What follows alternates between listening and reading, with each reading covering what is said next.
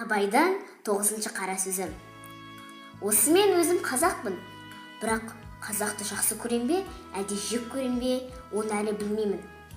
Қазақты әйтеуір сырт адамдарға, мысалы өзімнің осы айтатын адамдарыма, біздің қазақ жақсы, өте жақсы деп өзбектерге, қырғыздарға айтам. Бірақ та қазақтың істеп отырған ештеңесі жоқ.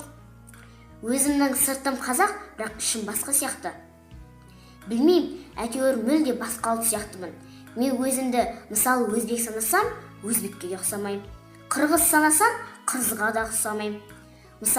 Мен қазақты жақсы көрсем, қазақты жақсы көретін адамдар қазақ жасасын, қазақ ол өте керемет. Болашақта қазақ біз нандай жасайын деп жатыр деп, әйтеуір қазағын мақтап отыра береді. Ал қазақты жек көретін адам, ой, ол қазақ нандай ғой, қазақ итпейді. Бірақ та қазақтың нандай жақсылықтары бар дейді. Мысалы, тағы да бір адамдар бар, олар екі жақты да. Қазақты бір жағынан жек көреді, бір жағынан жақсы көреді. Бір жағынан жақсы көретін, бір жағынан жек көретін адамдар қазақты біреуге жақсылайды, жақсы айтады, ал біреуге жамандап айтады.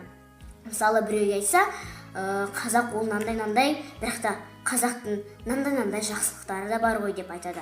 Ал анаған қазақтың нандай жамандықтары бар, бірақ өзі жақсы халық қой деп, әйтеуір өздерін қазақтарын өсектеп отыра береді. Сонда бұл біз қазақ өсекпіз бе?